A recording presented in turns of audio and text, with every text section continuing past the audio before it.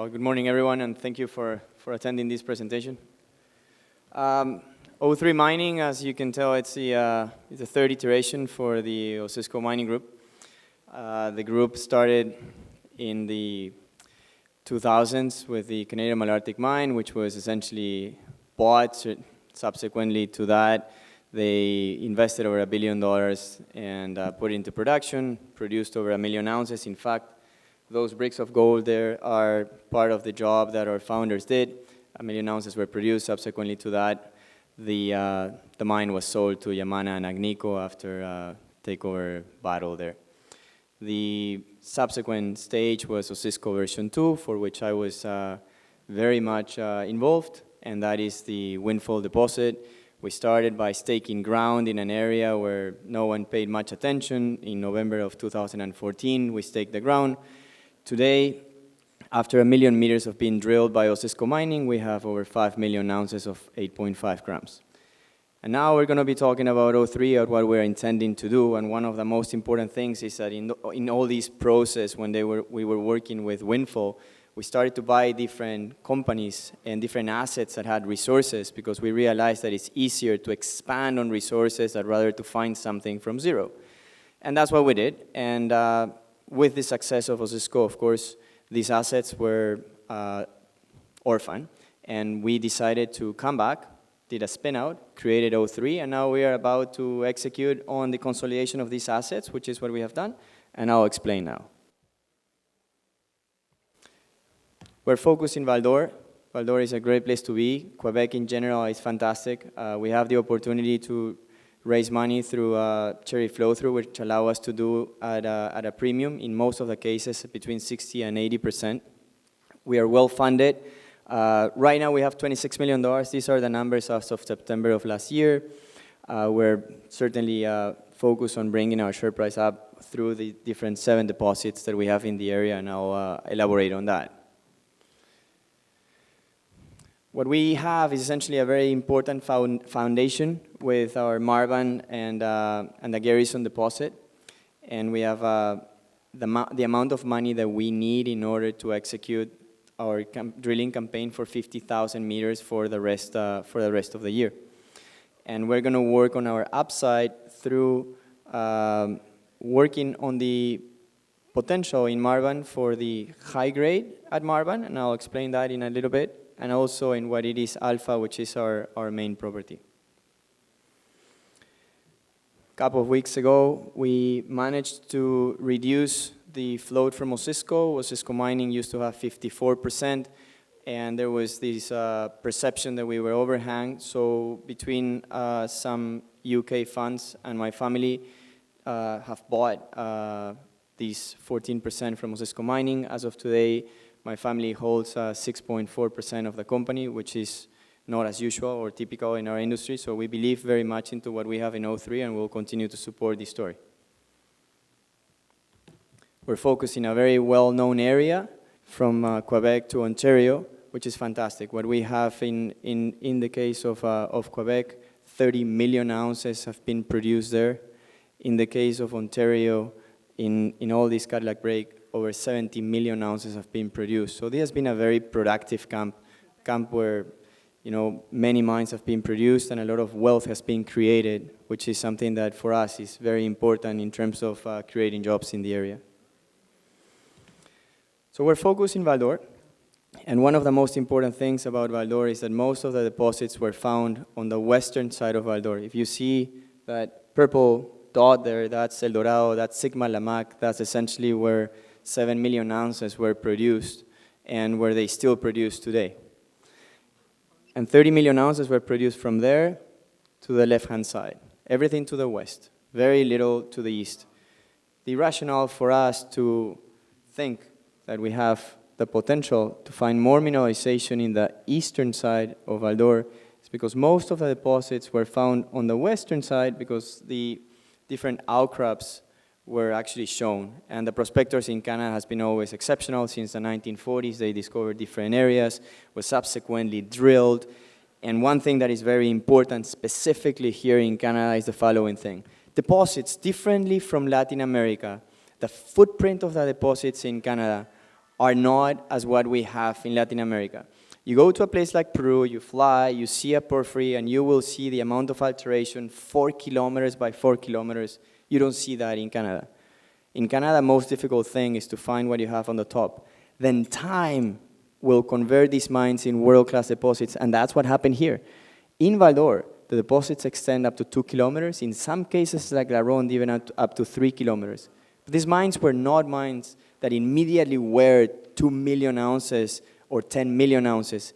It was the exploration done by great Canadians that essentially made a world-class deposits, and that is by drilling at depth. So with that concept, we came up with the idea that if we can execute on our drilling in our different properties, put in enough work that we can be systematic in our exploration, we could essentially unreveal the potential of a place like Alpha. And why Alpha excites me? Sorry to this because I have to show you the thing.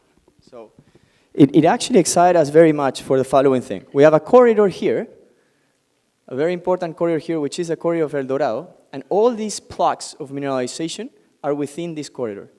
And then, of course, we have the Carila Lake break that extends like this, goes all the way in here. And here we already have deposits like Bulldog, Orenada 2, Orenada 4, and recently discovered, which was Epsilon. This area here is Agnico Eagle, which already have the permits to mine this, and we have a Casaba just besides them with 300,000 ounces of 5 grams. So essentially, our focusing area has been already discovered, focusing area where there is already a resource, and where all the intention here is to expand on them. So this is a long section, as you can see. It is pretty obvious where the trend goes here in Orenada number 2, where it goes in Orenada number 4, and Bulldog, where we are currently drilling. Last results we put out in the case of Bulldog shows 8.2 meters of 4.8 grams and 8.5 meters of 5.3 grams. So it started to show the exact trend that we are looking for. We're hitting the structure every time we go into there, and this is a matter of just working towards the plunge that shows in here and expanding into the knowledge that we have in the area. Pay attention to this orange box. This is actually grams per ton meter, which actually explains the metal factor. So if you see 15 here, means that it is at 2 meters of 7.5 grams or 1 meter of 15 grams. So if you can see, there is quite a bit of potential with regards to the high grade in Orenada 2, in Orenada number 4, and also in Bulldog. So we have quite a bit of work to be done there, and we'll continue to keep drilling this area. In October last year, because we couldn't drill in this area, which we're actually currently drilling this area. We have to drill this in the winter. We have 2 drills right now. So last year in October, we started drilling on the western side of that area, a kilometer apart, and we were able to hit 6 meters of 9 grams. So now we believe that probably this is not a coincidence, but now we have a repetition of different areas with a very clear plunge. So we have this one in Bulldog, and we probably will extend on that in the case of Epsilon. So we are very encouraged to what we have in here, because it's something that already exists, and we were working in expanding it just by being very systematic on drilling every 100 meters. And this is just a matter of time right now. We have a 25,000 meter drilling program in here, and I'm really excited on where we are and what we'll continue to deliver to the market and to you guys as our investors. In the case of East Cadillac, and East Cadillac, as you can see in this part, is the most eastern side where we are operating. We bought this property from Chalice Gold, and again, same concept. They had a resource already planned in there with around 200,000 ounces of 4 grams. And there was drilling done in both fringes. And the concept here, again, is a little bit different. While in the case of Alpha, we're working towards results. In this, we're doing 3 grids of drilling with the intention to understand what's going on in the 3rd dimension. And then after that, we will continue to drill more systematically and with closer pierce points. Now we're passing more into what I call our safety net. So I worked as we were growing in the presentation, to where is the upside and how we're going to grow the upside through our exploration and our drilling. And now, this is what we already have. So we have right now, in the case of Marban, 1.5 million ounces of 1.2 grams, and we have another 300,000 ounces between Kirens and Nolartic. Marban is only 8 kilometers from the Odyssey deposit found by Canadian Malartic. And the Canadian Malartic pit has, based on public information, around 4 to 5 more years.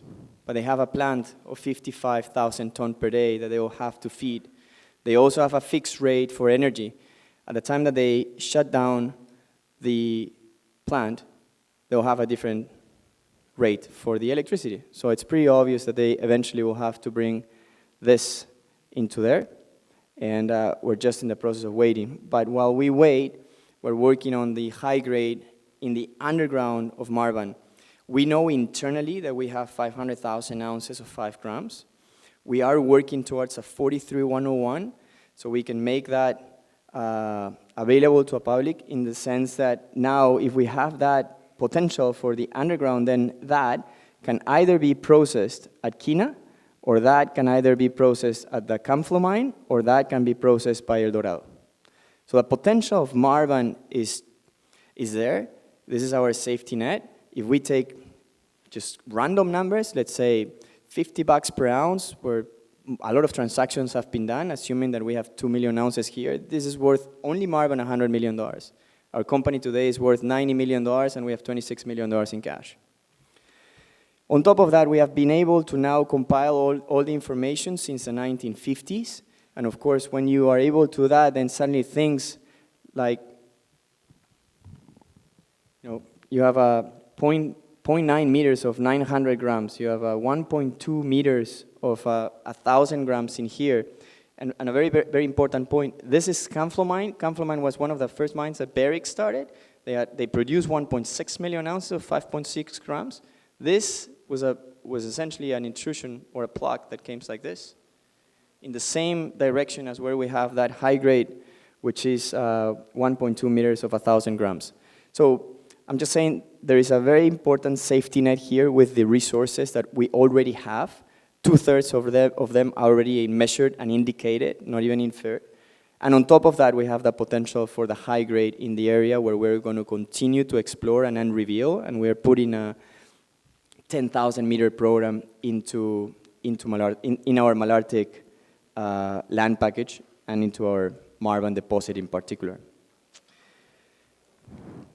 Last part of our safety net, or what we call our foundations, is Garrison, right in here in Ontario. Garrison has 1.8 million ounces of 0.9 grams. And very interesting, in the case of Garrison, Kirkland has openly said that they are considering selling their non-core assets, which would be essentially everything in purple. So whoever it is that takes advantage of that will add value to our Garrison property right away. And by us right now essentially waiting, we probably could be creating quite a bit of value just by waiting. If we put together Garrison with this company called Monita, and in here Fengib, just between those 3 deposits there is 7 million ounces of gold. So if I'm a private equity group and I start looking at that, maybe that would be something that would make sense, and we could essentially monetize that with no dilution to our shareholders. With this, I'll just explain you what we did. In February, we spun out the company. We raised $18.6 million at $3.88. By July, between July and August, we bought 3 different companies, Alexandria Minerals, Chalice, and Harricana. And in September, we raised money for our drilling. We raised $10 million at $4. And we finalized an acquisition of 2 little properties that were around us, like Simcar and Callahan from Kinross. And today, as we speak, we are essentially now executing on our plan, which is to be very systematic in our exploration, expand the potential of our resource at depth, and maximize the value for our shareholders. We intend to finish the year with $20 million in cash, and to be very efficient in our drilling. With that, Thank you very much for your time, and if you have any questions, I'm very happy to take them.